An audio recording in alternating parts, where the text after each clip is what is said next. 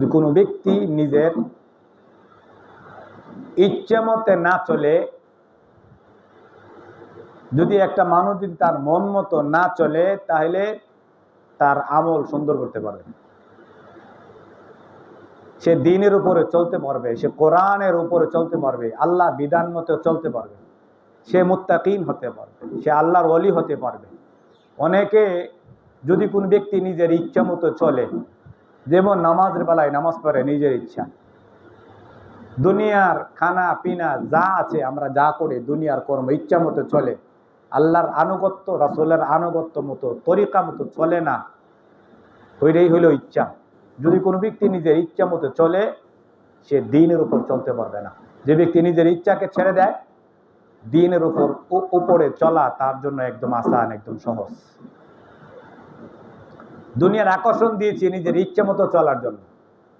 আল্লাহ বলেছেন তুমি যেন তোমার ইচ্ছা মতো না চলো, তুমি যেন তোমার স্বাধীন মতো না চলো, এই জন্য আমি নবী পাঠাইছি, আমি কোরআন পাঠাইছি। যদি তোমার ইচ্ছাকে না ছাড়ো, তুমি দ্বীনের উপরে চলতে পারবে না, আল্লাহর আনুগত্যের উপরে চলতে পারবে না। আমি কোরআন এবং হাদিসে যত বিধান আমি আল্লাহ দিয়েছি, সব মানুষের কল্যাণের জন্য, সব মানুষের মঙ্গলের জন্য, মানুষের উপকারের জন্য।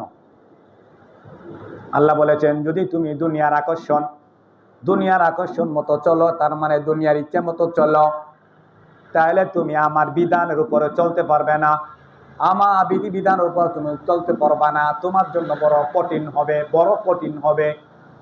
যদি কোনো ব্যক্তি নারী হোক বা পুরুষ হোক, যদি সে ইচ্ছা মতো চলে, তার জন্য ইসলামের উপরে চলা, ইসলামের বিধিবিধান পালন করা তার জন্য অনেক কঠিন। আল্লাহ বলেছেন তার জন্য দুনিয়ার সবচেয়ে বড় বাড়ি কাজ।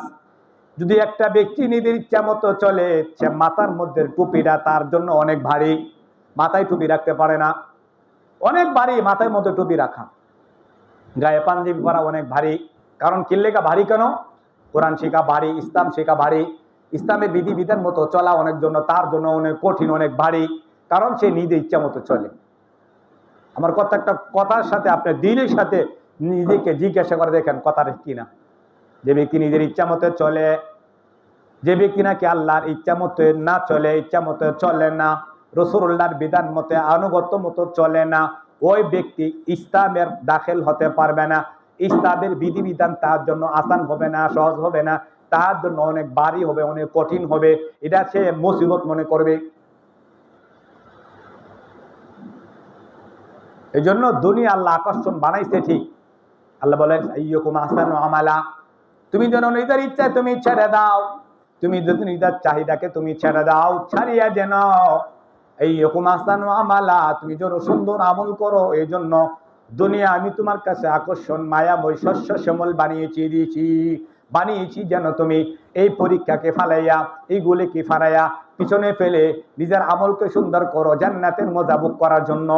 জান্নাতের মজা অনেক, দুনিয়াতে নারী অনেক মজা, দুনিয়াতে পুরুষ নারীর কাছে অনেক মজা, বিরিয়ানি খাওয়া অনেক মজা, কিন্তু যতই মজা হোক, যতই স্বাদ হোক, বারবার এরা ভোগ করলে এরা বিষাদ হয়ে যায়, এটার মধ্যে আর তৃপ্ত থাকে না, এটার মধ্যে আর আনন্দ থাকে না, এরা বিষাদ হয়ে যায়।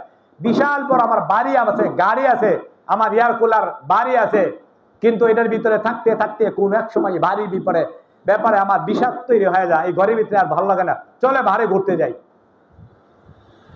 এটা দুনিয়া যতই আমার কাছে আকর্ষণ হোক, কিন্তু এটা কি ও ঘুমে যেতেছে, পড়ে যাব শুনি বাচ্চা আল্লাহ পাকের রহমতের জায়গা তাইছে শুনি মসজিদে আরামের জায়গা দেখছো, ও বাইরে হইলে কিন্তু ঘুমাইতো না, শতানি করতো, ঠিক আছে, মসজিদে বসে আল্লাহ তার চোখে ঘুম দিয়ে দিচ্ছে। এই যে নিষ্পাপ্ত, আমরা চোখে ঘুমায় না কেন জানো নি? যে শতান যে গুণা করছে এই জন্য চোখে ঘুমায় না, এটা আর নিষ্পাপ, আল্লাহ তার চোখে ঘুম দিয়ে দিচ্ছে, এই চোখ কিন্তু ধরে রাখতে পারতেছে না। আল্লাহু আকবার কয় না, আল্লাহু আকবার, ওয়া নাযালাত আলাইহিমুস সাকিনা। এই জন্য শান্তি আল্লাহ পাকের পক্ষ থেকে নাজিল হয়। এই জন্য মসজিদ, তুমি যদি শান্তি পেতে চাও মসজিদে চলে যাও, আল্লাহ কাছে একটু কাঁদো। তোমার জীবনে দুঃখ দুর্দশা কষ্ট দুনিয়ার পিছনে পড়ে অনেক বেদনা, তোমার কলিজাটায় খান খান হয়ে গেছে, দুঃখ পেতে পেতে ছিন্ন ভিন্ন হয়ে গেছে, আসো মসজিদে আল্লাহর কাছে হাত উঠাও, দুইটা চোখের পানি পালাও, দেখবা তোমার জীবনের যত দুঃখ আছে কষ্ট আছে সব দূর হয়ে যাবো, ঠিক কিনা? এই জন্য বলতেছিলাম ভাই, নিজের ইচ্ছা, নিজের স্বাধীনতা, স্বাধীনভাবে যদি কোনো ব্যক্তি চলে তাহলে সে ইসলামের উপর চলতে পারবে না। যদি কোনো ব্যক্তি ওয়ালির দাবি করে, যদি কোনো ব্যক্তি আলেমের দাবি করে, যদি কোনো মুফতির দাবি করে, যদি কোনো ব্যক্তি ইসলামের দাবিদার দাবি করে, কিন্তু সে নিজের ইচ্ছা মতো চলে, বুয়া। সে মুফতি বুয়া, আলেম বুয়া, সে ওয়ালি হইল বুয়া। একেবারে ধোঁকা আর প্রতারণা, ছলনা। আল্লাহ নবী সাল্লাল্লাহু আলাইহি সাল্লামের একজন সাহাবী ছিলেন, আমরা জানি, সকলে আমরা শুনেছি, বিরাট বড় একজন জলিলুল কদর সাহাবী আবু বকর সিদ্দিক রাদিয়াল্লাহু তাআলা আনহু। অনেক ধনী ব্যক্তি ছিলেন। উনি যদি বলতো যে আমার নিজের ইচ্ছা মতো আমি চলাম, জীবনের যা চাহিদা আছে, জীবনের যত মজা আছে, যত বুক বিলাস আছে, সব আমি বহন করতে পারতাম। কিন্তু রাসূলুল্লাহর দরবারে যাইয়া মুসলমান হওয়ার পরে নিজের জীবনে যত চাহিদা আছে, সমস্ত চাহিদা নিজের অন্তর থেকে বাহির করে দিছে।